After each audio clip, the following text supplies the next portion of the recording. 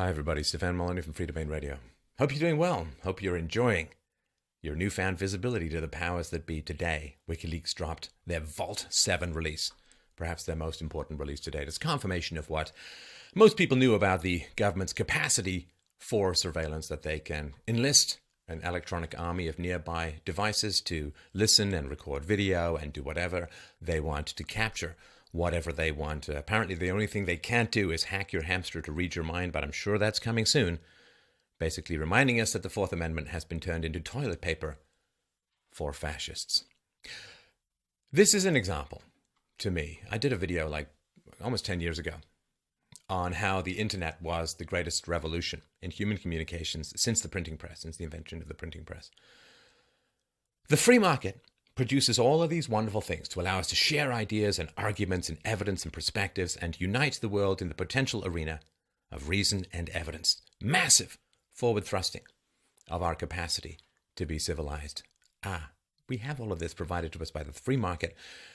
And then the goodies which are produced by the free market are enlisted by the state to be turned against us. The technology that is invented to serve us turns into a big brother who controls and chills us and potentially compromises us fundamentally.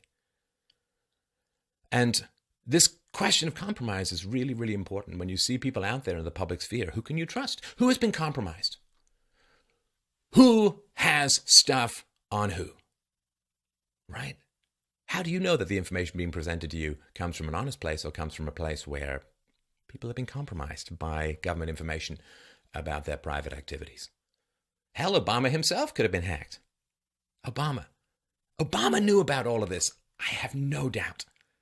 Come on, liberals. Really?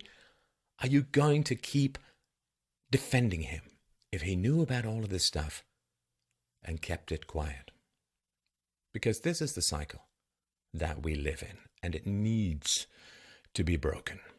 The cycle that we live in is this. The government taxes you in order to go and destabilize foreign governments and start wars and create massive amounts of conflict, resentment, hatred, and murderous intent around the world. Then, you see, the government takes money from you in order to resettle people from countries that they've attacked in your neighborhood. Then the government says, well, you know, it's kind of weird, but there's a lot of people around who seem to want to do America harm, both domestically and overseas. So now we're going to need to take a lot of money from you to develop massive amounts of hacking tools in order to spy upon everything that you do. Because you see, we're all about just keeping you safe. That is the cycle. Does anyone out there really think that this is a good idea? Does anyone out there think that this net catches a lot of bad guys or gives the government control and chills conversation among good guys?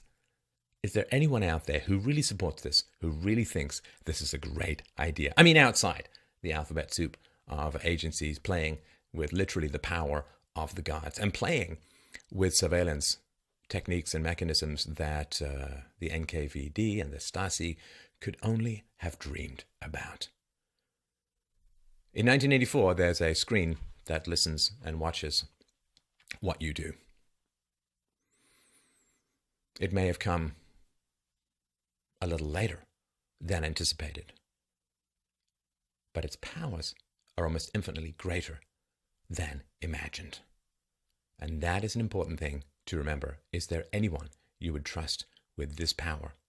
Whenever you think that the government can do something good with the powers that it has, imagine that your worst enemy has those powers to be used against you.